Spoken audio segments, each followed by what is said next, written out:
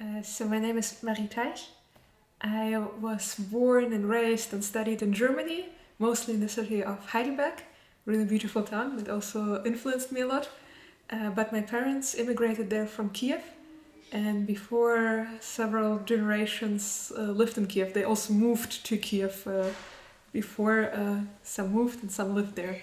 And so when after the big scale invasion, after the Kiev region was freed, I started to visit my friends in Kiev because I realized that they're not going, so something really important, even though there is the war, something really important for them is going on in Ukraine.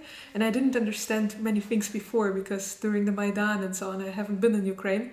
But there I started to go back and forth, and they invited me into their context, into their projects. It was mainly adult educational projects. It was a lot of exploring, for example, also histories of different cities and what the senses of the cities can bring for the new strategy in which the cities can develop, for example, but also many other projects.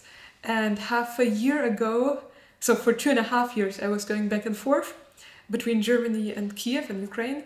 And half a year ago, I finished the work I had in Germany and moved to Kiev.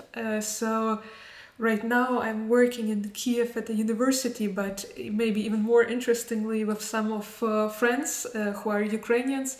We are developing something which we would like to be a center, our own center. We right now call it Center for Transformative Research, the third floor, and the name for sure has its history. I think it's interesting that the name is not too easy to be understood, so I hope that people will ask and then we get to tell the history, what we mean by this name. So right now we are just starting to do summer schools for students, for PhD students, master and PhD students, mostly from Ukraine, but we also have students from abroad who are coming for the summer schools. So this is a story which is kind of in the beginning and starting to develop. And the second question was about small centers of the world. So I just heard this name here.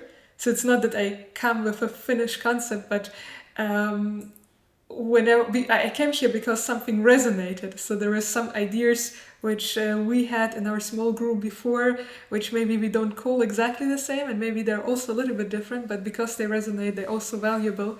And one of the ideas, I think, is that whenever you start something, ideas are not abstract. Where you start something, you're starting from a context, and this context is a place and a history where the ideas develop, where the people speak and meet and develop them, and where they actually never start from the beginning, but actually find rhymes with history. So they're not determined, they choose with what to rhyme. But they always continue something that's been before, and in this continuation there's always something which stays the same and something which changes. And so for me, in this really different forms which I hear small centers of the world, seems about also being aware that you're always continuing and changing something.